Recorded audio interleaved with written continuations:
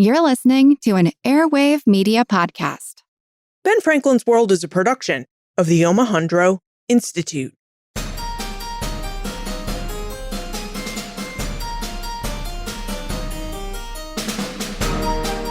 Hello, and welcome to episode 311 of Ben Franklin's World, the podcast dedicated to helping you learn more about how the people and events of our early American past have shaped the present-day world we live in. And I'm your host, Liz Covart. When we investigate the American Revolution, we often explore aspects of politics, ideology, trade and taxation, imperial control, and social strife. But what about religion? What role did religion play in the American Revolution? Catherine Carte, an associate professor of history at Southern Methodist University, and the author of the book Religion and the American Revolution, an Imperial History, joins us to investigate the role of religion in the American Revolution. Now, during our investigation with Kate reveals the role Protestant religion played in the British Empire from the 17th century through the American Revolution. Competition and cooperation among Great Britain's three privileged Protestant denominations, Anglicanism, Presbyterianism, and Congregationalism. And details about the role and impact of religion during the American Revolution and the founding of the new United States. But first, are you in need of a Ben Franklin's World mug, t-shirt, or tote bag? Perhaps a new Ben Franklin's World sticker or notebook? The Ben Franklin's World swag shop is open and has lots of swag to choose from. So whether you'd like to show your Ben Franklin's World pride with a new sweatshirt or hoodie, or perhaps with a new reusable shopping bag, the swag store has you covered at benfranklinsworld.com/shop. And you can feel great about any purchase you make at benfranklinsworld.com/shop because each purchase helps generate some funds to support this podcast. So please check out the swag shop at benfranklinsworld.com/shop. Okay, are you ready to investigate the role of religion in the American Revolution? Let's go meet our expert guide.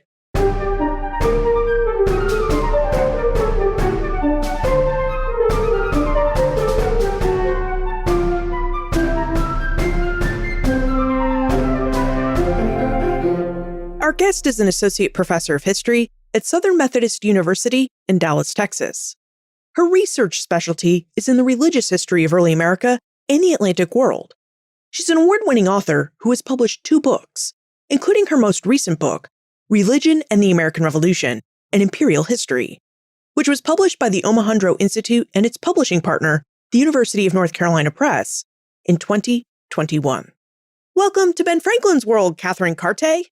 Thank you so much. It's a pleasure to be here. To get right to it, Kate, you note in the introduction of your book, Religion and the American Revolution, that your book is an imperial history, and that the imperial perspective is really what is at the heart of your work. So I wonder if we could start our conversation with these points. Would you tell us about the imperial perspective of your book and why you chose to write an imperial history about religion and its role in the American Revolution? That's a perfect place to start. So I think often we forget that the American Revolution divided an empire. We focus on what it did for the United States, which of course is a crucial part of the story. But our starting point was actually the British Empire. So I was interested in religion in the British Empire. And as I started getting into the subject, as I started researching, the groundwork was who was talking to whom? What were the connections? What were the networks across the British Empire? What I found was that politics really lay at the center of that story. So for me, putting the word imperial in there was really important to point out that actually the empire itself, the political parts of the empire, its structure, the relationships that ran through governments, those things were really central to the religion that British colonists and their British counterparts in Great Britain, to their religion that was super important in the late colonial period. So it actually doesn't sound like the Empire of Great Britain, at least during this mid-18th century period, which is the time that we're talking about, it really doesn't sound like the British Empire was an empire that had a separation between church and state.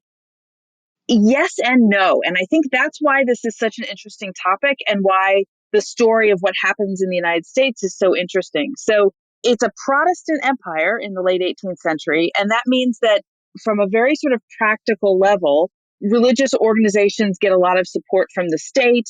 The king swears to uphold what the British Constitution calls the Constitution in church and state. But at the same time, it's not one particular church. So when we tend to think of religious establishments, we tend to think of a government and a church. So that government supports this particular church. But a really interesting thing had happened in Great Britain in the early 18th century, the very early 18th century, and the end of the 17th century with the Glorious Revolution, where after William and Mary came to the throne, they established a religious settlement where they had the Church of England as the official Church of England. But the Church of Scotland, which is a different church and structure, that church was the official Church of Scotland. So the British Empire was Protestant because it wasn't Anglican and it wasn't Presbyterian. And then in the North American colonies, you have a third established church. You have the Congregational Church in North America. So in terms of the connections between church and state, on the one hand, they're really close because there's a lot of state support for religion. And on the other hand, they're kind of a little bit separated because it's more than one church. And that leads to a lot of kind of ambiguities about what exactly church and state looks like. But at the end of the day, the British Empire absolutely supported Protestantism, those different churches together as the sort of the bedrock of the empire. So Anglicanism, Presbyterianism, and in the North American instance, we have Congregationalism. So we have three denominations. And Susan wonders if you could provide us with a brief overview of these three faiths and tell us more about their connections to the British state and the British Empire. I really appreciate that question. People who work in religious history end up throwing around denominational names and terms all the time. And very few people actually have any reason to know what those terms refer to or what distinguishes them from one another. So Anglicans were members of the Church of England. So it literally just means member of the Church of England. And the Church of England, the most important thing about that church for the purposes of this book is that it was a church that had bishops, which means it was an Episcopal church. That's what the word Episcopalian means. So today's Episcopalians are the descendants of the Church of England in the United States. So that's the Church of England. The Congregationalist churches are descendants of the Puritan movement. And what they had done was reject the bishop organization of churches. And so they are organized, as you can tell from the name, at the congregation level. They believe that the congregation was the spiritual unit that should oversee ministers. And they actually really believed in a little bit more separation between church and state because they want the congregation to be in charge of that minister. And then the third group, the Presbyterians, they put that role of overseeing clergy in sort of regional committees that are made up of both clergy and lay people that are called presbyteries. So what's really important about these three churches and the distinctions between them and the places they overlap is that they're pretty similar on a lot of theological points. Where they differ is on church organization. I mean, they differ significantly. Those are meaningful differences, but they really are on that level of church organization. And all those different groups are coming out of the English Civil War. So when they, in the Glorious Revolution, sort of agree to get along or agree not to persecute each other out of existence, they're agreeing to kind of work with one another on those church structures.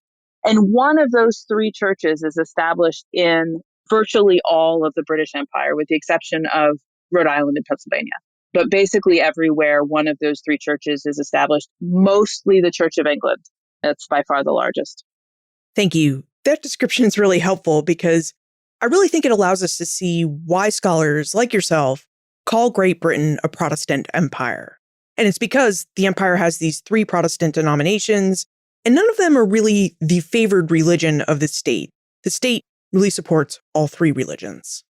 Exactly. And, the reason for that is because it's at the heart of the union between England and Scotland.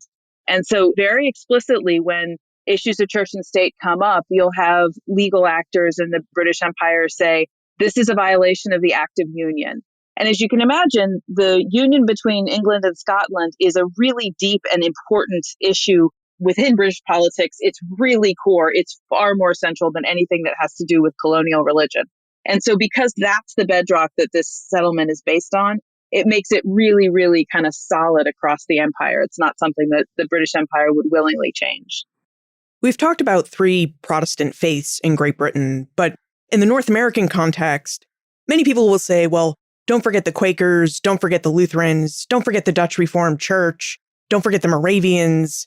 I mean, there's really many other Protestant denominations in colonial British America. But you point out in your book, Kate, Religion in the American Revolution, that while neither Anglicanism, Presbyterianism, or Congregationalism is the dominant state religion, all three of these religions share a privileged place within the empire. Could you tell us what it meant for these three Protestant denominations to have a privileged place in the British Empire, and what exactly were the privileges that Anglicanism, Presbyterianism, and Congregationalism enjoyed?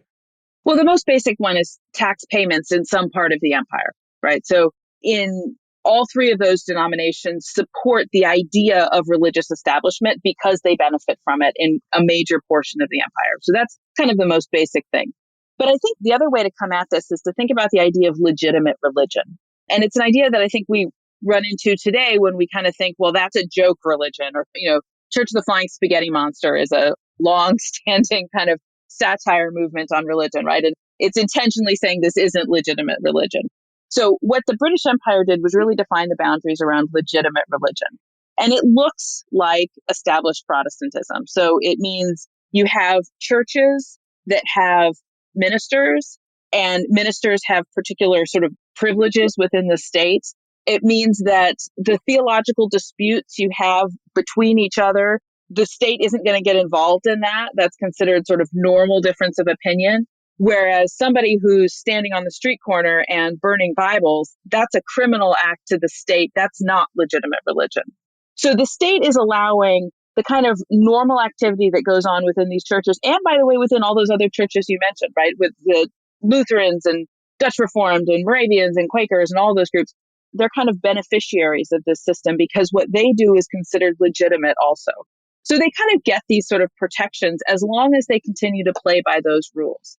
And where they challenge those rules, they run into some difficulties. The Moravians do when they ordain women, and the Quakers have more troubles because they don't have a settled clergy in the same way.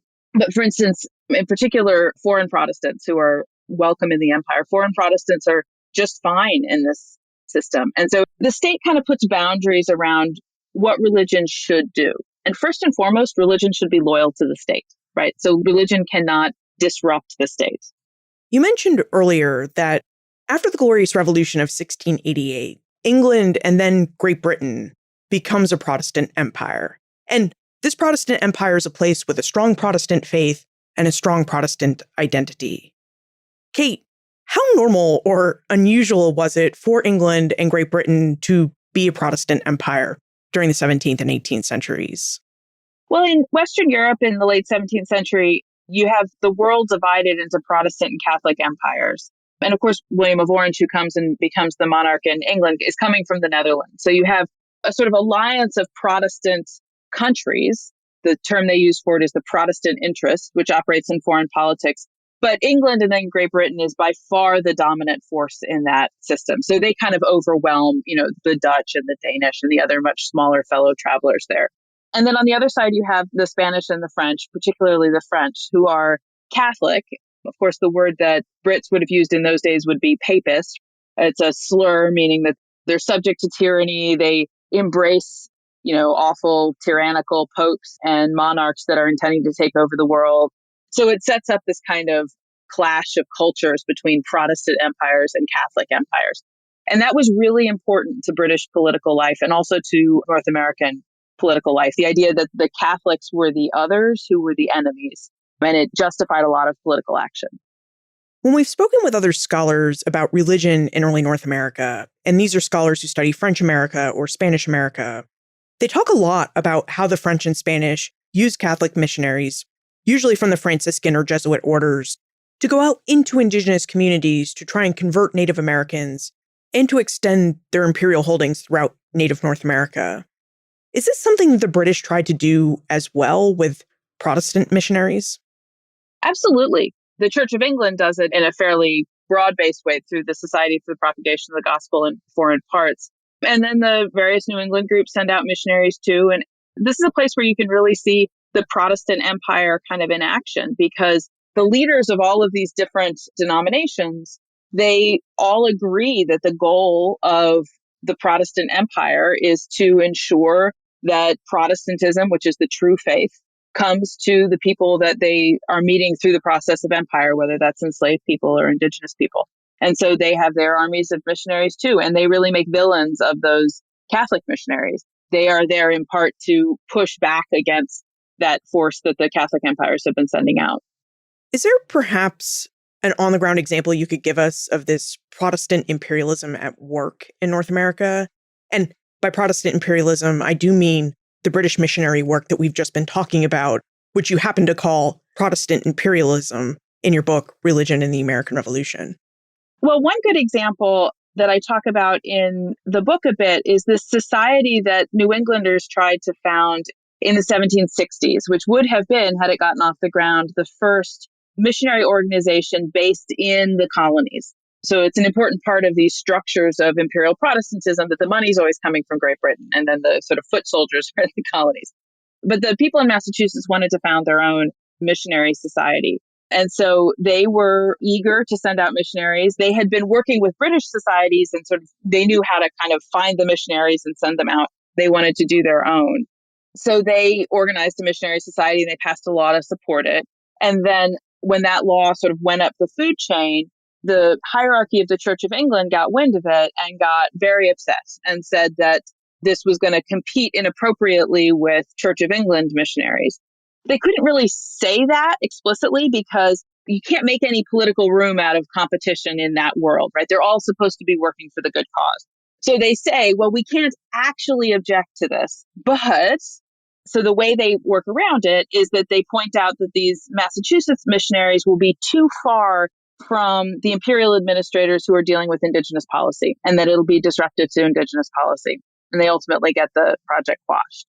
So that's kind of an example of it not working, but it's also an example of it working at the same time, right? So what we see is that Protestant missionaries were less successful than those Catholic missionaries, in part because of some of these issues, but also that they all agreed, all of these different denominational groups agreed that they ought to be spreading the word, that they ought to be working in missionary contexts. And then lastly, that they all deferred to the same imperial leaders. So when those imperial leaders, when the Privy Council says this society can't be founded, it isn't. And in fact, there isn't a North American-based missionary society until after the American Revolution. Was this quiet interdenominational competition that the Anglicans couldn't talk about, but everyone knew existed? Was this competition over money, or was it over some other aspect of imperial administration? I mean, this is where the kind of belief really matters. So two of the biggest communities within this imperial Protestant structure are the Anglicans, the Church of England group, and then the group that includes the Congregationalists, but then also their sort of fellow travelers in Great Britain, and we call those dissenters, right? It includes a lot of Presbyterians in the colonies. And Anglicans and dissenters had been fighting pretty aggressively since the English Civil War. By the time we get to the late colonial period, they're not fighting militarily, but they do see each other as opposed in promoting sort of the true religion. They have real theological differences. And so the competition is kind of rooted in that it's still Protestantism if the person's converted by the other group, but it's not the right kind of Protestantism. So they're competing in those terms. But what's important is because they're deferring to the same overarching structures, they have to kind of manage that competition. So sometimes they find ways to beat each other. And then just as often, they'll kind of back up and they'll say, well, let's go into different zones. We'll missionize in different territories. And you'll see them talk about true religion. They'll use that phrase. And they'll say, well, what we really need to do is make sure everybody has access to true religion. And they'll just kind of allow each other to go into separate places. You've told us about how the British Empire provided structure for these three preferred Protestant denominations and really set the standards for how these Protestant denominations were to act with each other on the ground. And you've also talked about how the Congregationalists, Anglicans, and Presbyterians were really supposed to be relatively equal in terms of the power and preference they derived from the empire. But I'm thinking here of an example in Boston. In Boston, it's a Congregationalist-controlled town, and they really don't want the Anglicans to be a part of their town or to move in. And this proved problematic because the English crown says, no, Anglicans have to be allowed to worship anywhere in the English Empire, and Boston needs to erect an Anglican church. Well, Bostonians went so far as to basically legislate, they put it into law that if you weren't a Congregationalist, then you couldn't own land in the town of Boston. So when Governor Edmund Andros comes in to establish an Anglican church, he basically takes land from the first burying ground by eminent domain because no one owned land in the burying ground. And that's where he builds the King's Chapel, which is what the Anglican Church was called in Boston. So I really think here we can see animosity between Congregationalists and Anglicans.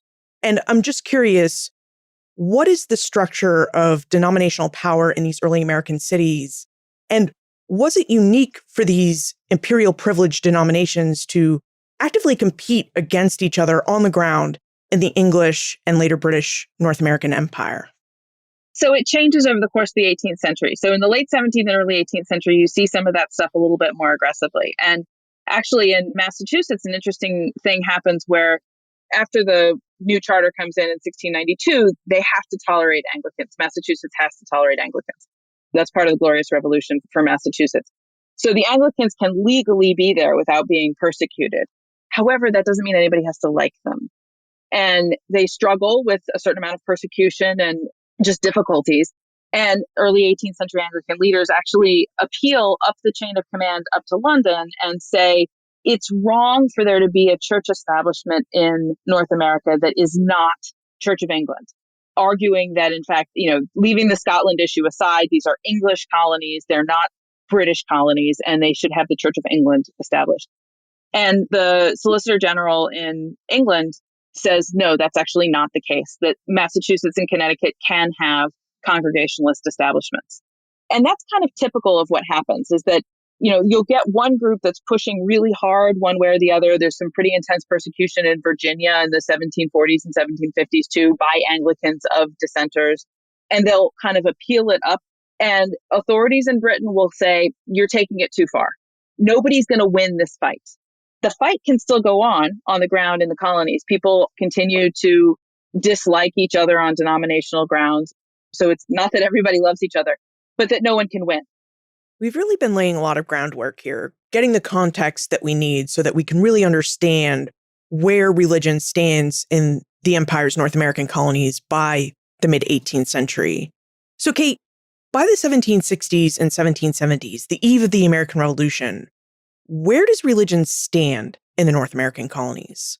What is the status of England and Britain's Protestant empire in North America on the eve of the American Revolution? There's a way that I think we often want to do this thing where we that's what I say to my students, we want to slice everybody open and get some sort of number for how much they care about religion, and then we'll quantify it. We'll say these people were religious and these people were less religious. And it just doesn't work like that. So if we're assessing where things are in the late colonial period, I would say these institutions are really important and they're really healthy, and they are allowing, kind of the flourishing of groups like German Reformed and things like that without persecution. So the kinds of religious persecution that are going on is relatively sustainable. It's maybe not pleasant for anybody who's undergoing it, but it's sustainable for the society.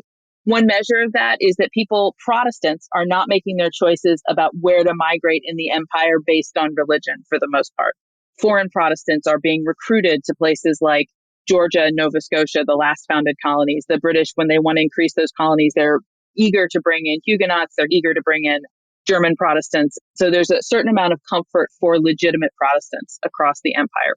That doesn't say anything about how religious people are, right? So I think that's a question you'd have to answer for a particular community. What we do see in the late colonial period is that the awakening movement, what we associate with the Great Awakening, has really flourished also. But before the revolution, the vast majority of people who were in awakened movements chose to stay within dominant denominations. So it's not that there isn't friction, and certainly people who are adhering to the awakening movements are often very energized about their faith, energized about the ways they're sort of rebuilding their lives around their faith. But they're doing it within those structures of imperial Protestantism rather than trying to tear them down. Could you provide us with a quick reminder of what the Awakening movement was and what it entailed? What we call in North America the Great Awakening, the North American portion of it starts in the early 1730s. The European part of it starts earlier. And what it is an effort by Protestants in sort of a variety of established churches, particularly in the Netherlands and in Germany and Eastern Germany, and then in Great Britain, to revitalize their piety and to worry a little bit less about some of these distinctions about, who has bishops and who doesn't, and some of the sort of theological stuff that had been so important in the 17th century. The Awakening movement sort of pushes back on that and says, let's focus on religious experience. we associate this with the rise of a belief in the new birth, right? So in the spiritual awakening in that sense, being born again, the sort of modern phrase there. And the leaders that we associate most with this that people are most likely to have heard of are George Whitefield and then John Wesley, who founds the Methodist Church. The Moravians are key in this. Jonathan Edwards in Massachusetts. So those people spread the awakening movement very explicitly. They have a lot of missionaries. They tend to be working predominantly with other white Protestants.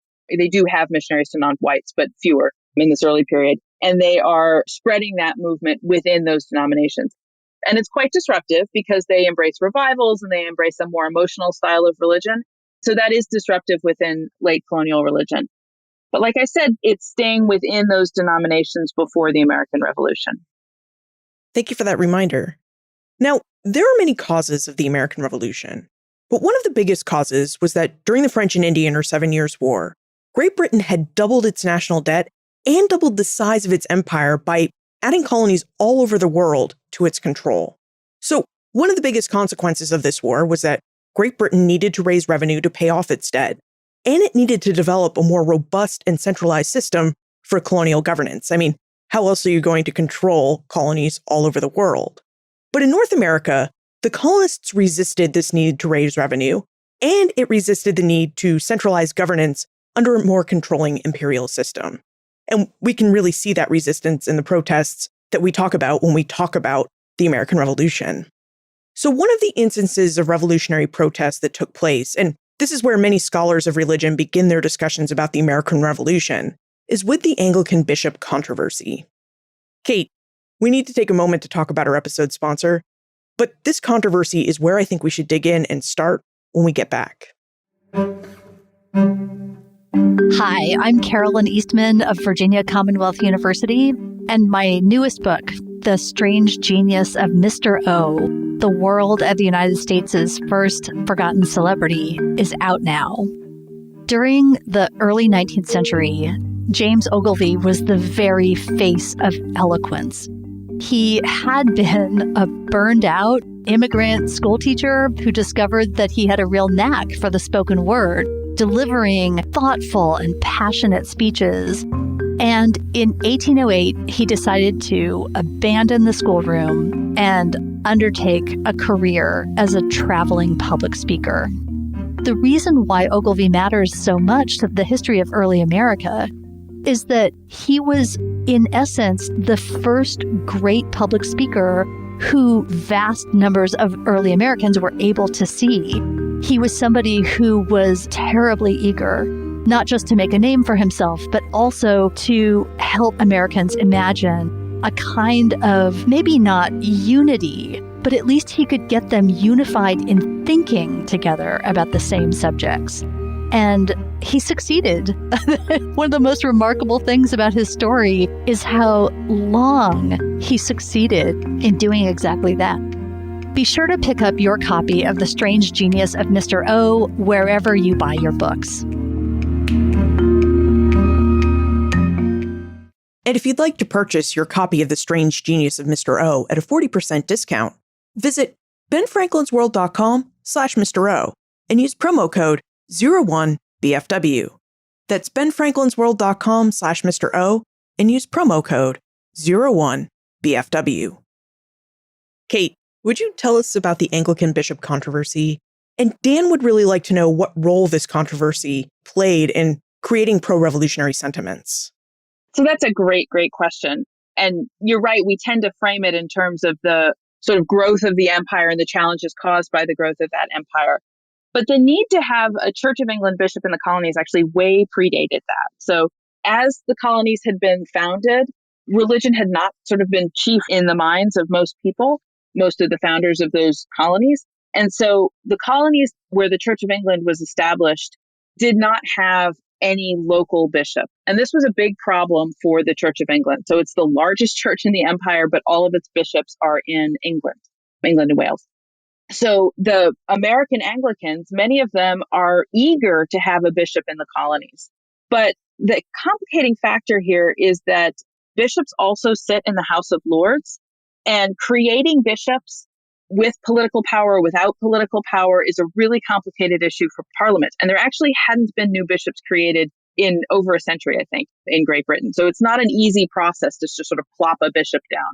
And it becomes very political. So as you get closer to the American Revolution, and just like you're saying, colonists are getting very worried about the extension of British authority into the colonies. What happens is that the people who are asking for a bishop, they increase their calls for a bishop. And authorities in Britain see that having Parliament create a bishop would be politically catastrophic at that particular moment. So it's a non-starter from a political issue. Parliament recognizes that they would rather be able to raise taxes than be able to put a bishop in the colony. So they're going to put the tax issue first. But people in the colonies who are scared about a bishop coming in, because it has to come from Parliament, they are seeing it as a potential example of parliamentary overreach. So that's sort of the traditional story there. I put the emphasis in that story on the fact that it was never going to happen. And everybody involved knew it wasn't going to happen. Even the Archbishop of Canterbury, who really wanted a bishop for the colonies. He was a strong advocate for a strong colonial church. He knew explicitly that this was not an issue he could push on politically. So what happens is that you have sort of arguments about the problem and about why Anglicans don't have a bishop in, say, 1765, 1766, even up into 1768. And then because the conversation isn't shifting, there's no sort of resolution to this, it kind of takes a turn. And the people who are governing that conversation become more likely political agitators than religious leaders. And it moves into the political realm. And there it has a short life, just a couple of years, and then it fades. So by 1770, this isn't an issue people are really arguing about much anymore because they have much more pressing issues of parliamentary overreach to talk about. And then when you get to the final crises in 74 or 75, it's nowhere on the radar. So why do scholars list the American bishop controversy as one of the motivations or causes of the American Revolution if everyone who was really in the know knew that this was a non-starter, that there was zero chance that North America was going to get an Anglican bishop? I think there are a few reasons for this. I think one is that some of the prime thinkers on the New England side here, it's important that they are using the bishop controversy to talk about structures of political authority. So it does come up in some of those early pamphlet debates. But I think the more sort of sharp change in the field is that in the 70s and 80s and even into the early 90s, the field was really concerned with questions of ideology in the American Revolution and really focused on the 1760s with an assumption that when the ideological context of the American Revolution comes together, that the revolution itself sort of becomes inevitable. And I don't agree with that at this point, and I don't think that's where the field is now. I think those ideological actors who are principally sort of New England actors in the 1760s are now seen as one piece of a much larger puzzle. So it was an important issue for those folks, but it was not an issue that I would say, if we look at the whole spectrum of what causes the American Revolution, that becomes sort of a tipping point issue. So do you see Protestant religion as playing a role in causing the American Revolution? This is a hard question. I would say overall, no. What I do see is that for people who passionately believed in the revolutionary cause, particularly in New England, in the theology of New England, you could find good support for that protest. Another thing you can say is that as people were moving through the stages of revolution, sort of trying to understand whether it was right to be rebelling, they do ask those questions in religious terms. And religious leaders, again, principally in New England, are significant in helping people feel comfortable with the idea that a tax revolt is a legitimate grounds to base this fight on, right? That it's a much bigger fight. It's not just you're not paying your taxes, right? You are willing to render under Caesar when Caesar is just, but there's a reason why it's not anymore. So there are some really important places there that I don't think we should underplay. But when we look at the whole story and we kind of decenter just those people, then I think religion is not really functioning to push revolution. And it certainly isn't if we look at this transcolonially. It's not pushing things in the South. It's not pushing things particularly in the middle colonies. It's a New England story, I think. Now, while religion may not have served as a cause of the American Revolution, it certainly played a big role in the revolution in really helping Americans sort out which side of the conflict they wanted to support. Kate, could you tell us about the role the Protestant clergy played in trying to help Americans think through the Revolution and the different sides there were to support? They have two really divergent roles. One is that they can choose to partner with government structures and support a political side. And a lot of religious leaders do choose to support the American Revolution for a whole variety of reasons. Mostly, I think, because they agreed with it. And they help by speaking on fast days, by joining up as chaplains, all of those things, they help support the cause. And then there's a different group of clergy who either refrain from taking a political stance or who actively support the British, right? And that's particularly true for Church of England clergy. And the best spokespeople for the English cause, for the British cause in North America during the war are Church of England clergy people. We think of Samuel Seabury from Hamilton, right? You know, he's kind of the butt of a joke in Hamilton, but he and others like him played a legitimate role there in kind of saying war is not the right answer here. That's the public role. The other role that I think we often forget is the pastoral role. Once the war breaks out, there's a lot of damage and danger and chaos. One of the most striking archival things about this project was when I would go into congregational level records, a really large percentage of the time, there'd be a gap in the church records for the war years. And that's because of the disruption. So clergy in that period, they are concerned about their congregations in the way that I would hope my clergy would be concerned about me, right? So checking on people who've been sent hither and yon, worried about their own safety, you know, they're caught up in the war too. And I think that's an important part that we forget. A lot of scholars have talked about how invasion is an agent of revolution, right? So people were ambivalent before the war, that could include their clergy people. And then the British army comes in or the American army comes in and it motivates people one way or the other. And there's a lot of disruption. And the clergy are right there with people. And they're probably going to be trying to help with kind of immediate issues. So I think that's an important part of the story, too, just to remember that these religious institutions and the people who lead them also went through the war.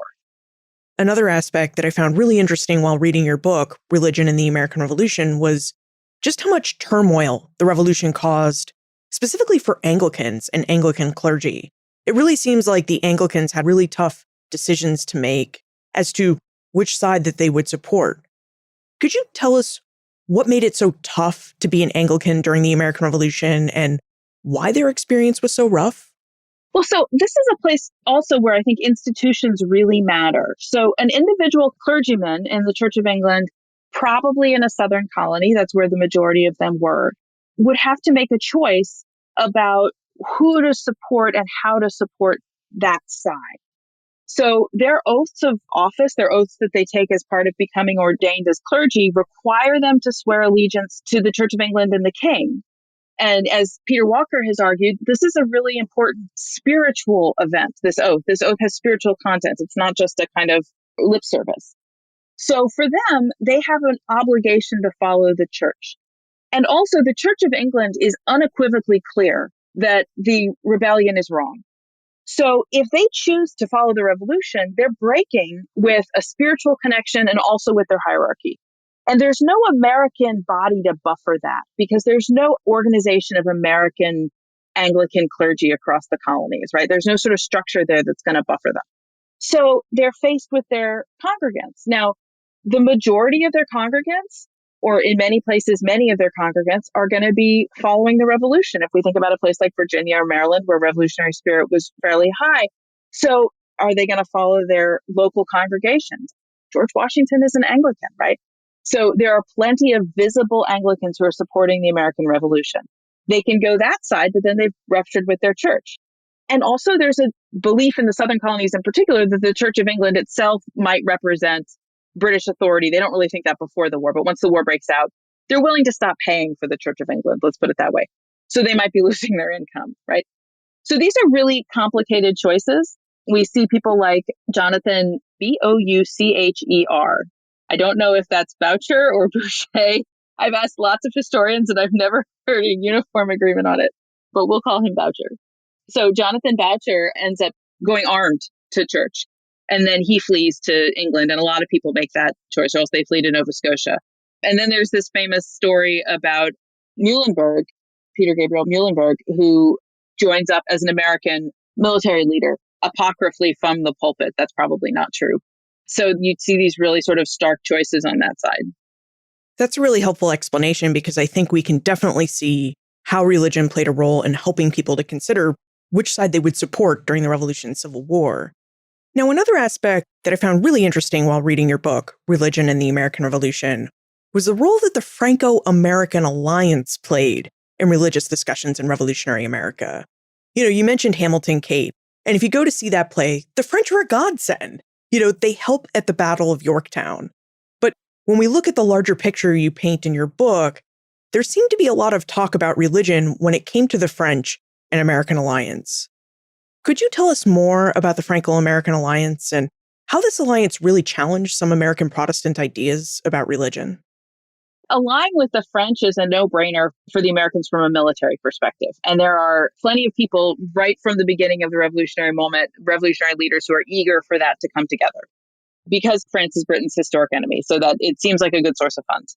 They have also spent the better part of a century fighting the French on the grounds that they are papist and, tyrannical. So it's an uncomfortable alliance, at least on that level. So it's actually quite interesting how quickly, of course, the alliance doesn't come together until 1778, but how quickly the religious leaders who are supporting the revolution support that alliance. They do have to kind of talk themselves through it a little bit. So they don't say, well, this is great, we'll all become Catholic. Instead, they say things like, this will be an opportunity for us to show the Catholic French what liberty really looks like. And they'll say, isn't it ironic that the Catholic French are supporting liberty in this way when the British have abandoned it? The British are actually the corrupted, tyrannical ones, and the Catholics are the true friends of liberty. So they kind of talk themselves around to it. It's an easy argument for loyalists, on the other hand. Loyalists say, well, look, the colonists have completely abandoned any pretense of supporting liberty. And actually, the British do too. The British, when they see the Americans join up with the French, they feel betrayed on two levels. One, because the colonists have joined up with the French and they're already betrayed there, but also because the French had promised they wouldn't support the revolutionary regime right at the beginning. And so they're betrayed on that level too. So that's more evidence of sort of Catholic perfidy and, the terribleness of the papists. So it becomes kind of a complicated moment when leaders and I think followers are kind of looking around and figuring out where the connections between religion and government really need to be. I think the outcome of it for the Americans that's so important is that after that, the United States really can't be a Protestant country, at least not in any kind of official capacity for some time to come, right? They can't, during the war, fight on behalf of Protestantism because they're fighting with Catholics. And it starts to expand that definition of legitimate religion in a really meaningful way. It makes it harder for colonists or then early U.S. citizens to argue that Protestantism is the most important thing. And we do really see a sharp decline in anti-Catholicism in the United States during the Revolutionary period. Of course, it comes back, particularly in the 1830s. It's not a permanent decline. But during the Revolutionary period, there's a sharp decline in anti-Catholicism.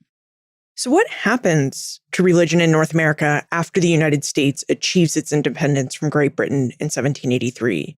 You mentioned that the United States can't just be seen as a Protestant nation like Great Britain can be seen as a Protestant nation because it joined forces with the Catholic French to obtain its independence. So what role did religion play in the new republic? So I like to think of it as sort of going back to essentials. So at the federal level, first in the Articles of Confederation, and then, of course, in the Constitution, federal leaders realize that there's no practical way to recreate a Protestant empire. It would take a lot of political work, and there isn't a lot of belief that it's a good idea. In the century since the Glorious Revolution, there's been a real increase in, following thinkers like John Locke, a real increase in people believing, particularly elite leaders, that religion should be a matter of conscience and left out of politics, and that's how you avoid conflict. So there isn't a lot of political incentive at the federal level to sort of pull everything together. At the state level, what they've lost is that superstructure that told them what was legitimate religion and what wasn't. That superstructure that kept one group from persecuting another group out of existence. And they have to work those questions out for themselves. And that turns out to be really challenging. In South Carolina, for instance, South Carolina writes a state constitution that establishes the Protestant religion sort of officially in those terms. but then has to dismantle it pretty quickly. They try to define what a Protestant religion looks like, but it's just too complicated.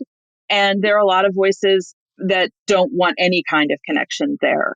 And so it just sort of filters away. And you see this, we think of it as a rise of religious liberty, but I don't think of it so much in this early period in the 1780s and early 1790s. I don't see that as an ideological phenomenon as much as it's a practical phenomenon. They've got a lot of things on their plate, and trying to pull people together around religion is not looking like a good idea, not looking like it'll be successful. So the real consequence for the early United States is that they kind of have to start over, and things that particularly religious leaders had taken for granted, support from the state, not just financial support, but rhetorical support and kind of legitimacy, those things are gone. If we think about the United States and religion today, one idea that often comes to our mind is the separation of church and state. This is the idea that the structures of government and religion are separate from each other and should be separate from each other. Kate, how did the separation of church and state come about? Was this separation a result because it seemed impossible to create a Protestant empire in the new United States, or did it result because of something else? So I don't think of it as a separation as much as I think of it as a collapse. So those connections that had existed in the British Empire sort of fall apart. They're not there anymore, and they're not reconstructed. And then in that moment when people are kind of reassessing what everything is, one of the things they're reassessing is what qualifies as religion. Are Jews going to be included? Are atheists protected? Or are atheists inherently a threat to the state? They don't answer those questions quickly. So in the 19th century, what happens is we see a lot of, they don't tend to be as much legal as they are legislative, but struggles over where religion and politics, or where religion and the state can intermingle. And it's often at the local level. So there's a famous Maryland Jew bill, which doesn't pass until I think it's 1826, which allows Jews to participate fully in public life. In a lot of places, clergy are banned from participating in public life. The most easy thing, which is state support for a particular church, we see that fall away pretty quickly, except in Connecticut and Massachusetts.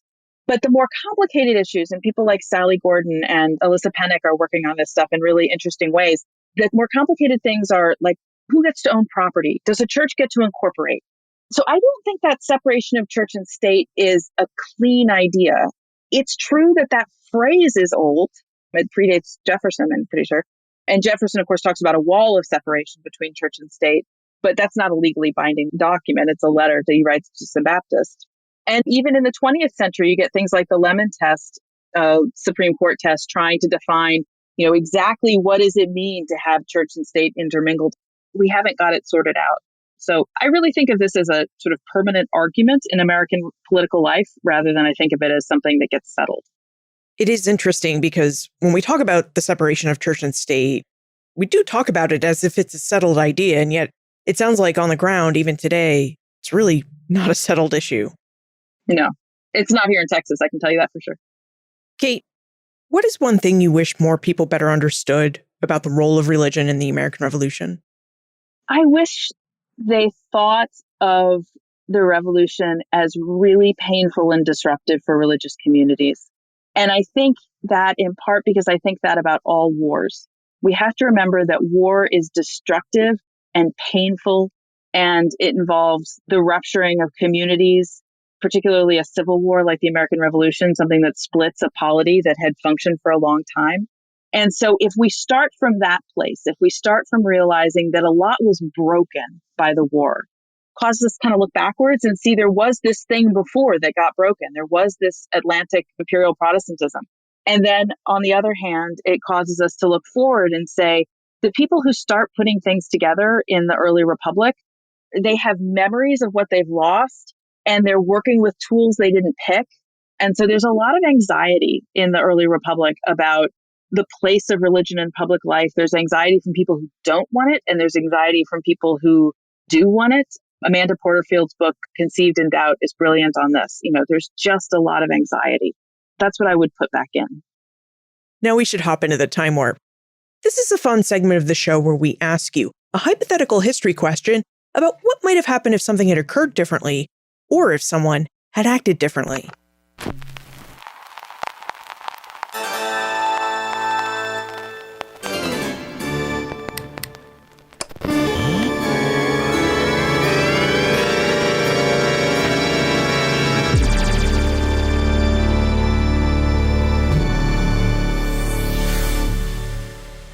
opinion, Kate, what might have happened if early Americans had not chosen to collapse the realms of religion and government in the new United States? What might the history of the early United States look like without this collapse?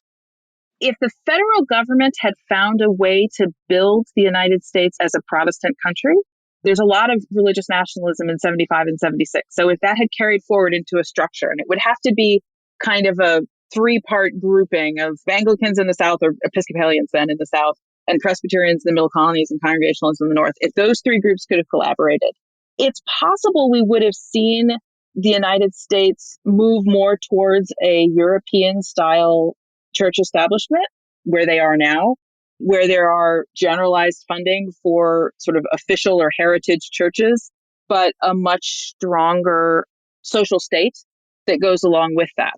Sort of a decline in religion and the rise of social services is kind of what you get there. And that's the only way I can see the U.S. having ended up there. So, Kate, do you have a new research project that you're working on? Is there perhaps a new aspect of religion in the American Revolution that you're writing about now? Well, because of COVID, I'm mostly fantasizing about it. My next project actually goes back into the 17th century. So I got obsessed as I did this project on finding maps that have the word Protestant on them that predate the American Revolution. I know of one. I know of exactly one map drawn in 1635 that has the word Protestant on it, and I've been looking for 13 years.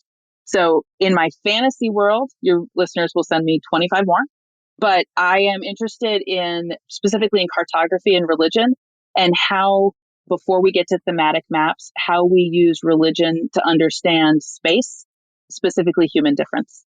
Anyway, I'm fascinated right now. So it's going back into the 17th century. I have to go learn secretary hand. So you've heard it here. If you come across any maps with the word Protestant listed as a geographic place name, be sure you reach out to Kate Carté at Southern Methodist University. Now, Kate, if we have more questions about religion and the American Revolution or the idea of the Protestant British Empire, where's the best place for us to reach you? Well, probably the best place is Twitter, where I'm at KECARTE. Catherine Carté, thank you for helping us better understand Great Britain's Protestant Empire and the role that religion played in different aspects of the American Revolution. Thank you. It's been a pleasure. Although religion and religious issues did not foment or cause the American Revolution, religion did help early Americans think through imperial power and the role of government in their religious lives. Religion also helped those living in revolutionary America to cope with the war. As Kate reminded us, wars are violent, disruptive, destructive, and painful events. Especially civil wars like the War for Independence, which, in the case of many Anglican religious communities, had a tendency to rip congregations apart. It was in religion and in their religious beliefs that early Americans were able to think through the war and cope with the changes and death that it wrought. Religion is often what gave people the strength they needed to carry on and to continue their support for the American or British sides, or to remain neutral. Now, popular accounts of the American Revolution often leave out how the event impacted religion and the role that religion would play in the new United States. But these are really important ideas for us to consider. Great Britain was a Protestant empire. The British often used Protestant religion as a way to expand its influence and territorial holdings. And the way that the British government supported Anglicanism, Presbyterianism, and Congregationalism with relative equality meant that the British Empire had a strong Protestant identity and also institutionalized religious toleration among Protestant denominations. But the new United States was not a Protestant empire. Its alliance with France during the War for Independence ensured that Protestantism couldn't be a favored religion by the new government. And without the imperial structures that had once told Americans what constituted a legitimate religion, Americans had to work out what role religion would play in their new political lives and whether religion might bar Americans from participating in their new government. The need to figure out the role religion would play in American political life is why Kate contends that Americans didn't so much as create a purposeful separation between church and state as they left that relationship ambiguous. The relationship between church and state that had once existed in British North America had collapsed during and after the American Revolution, and trying to rebuild the connections and structures that had linked Protestant religion with the state proved too difficult. So Americans didn't repair these connections. Instead, they left religion and government disconnected or separated out of necessity. You can find more information about Kate, her book, Religion in the American Revolution, plus notes and links for everything we talked about today all in the show notes page, benfranklinsworld.com/311. Be sure to check out the Ben Franklin's World swag shop. Each purchase you make helps support this podcast. Visit the shop at benfranklinsworld.com/shop. Production assistance for this podcast comes from the Omohundro Institute's digital audio team: Joseph Edelman, Martha Howard, Holly White, and Karen Wolf. Breakmaster Cylinder composed our custom theme music. This podcast is part of the Airwave Media Podcast Network. To discover and listen to other podcasts, visit airwavemedia.com. Finally, what other questions do you have about religion in early America? What is it that you would like to explore next? Let me know. Liz at benfranklinsworld.com. Ben Franklin's World is a production of the Omohundro Institute.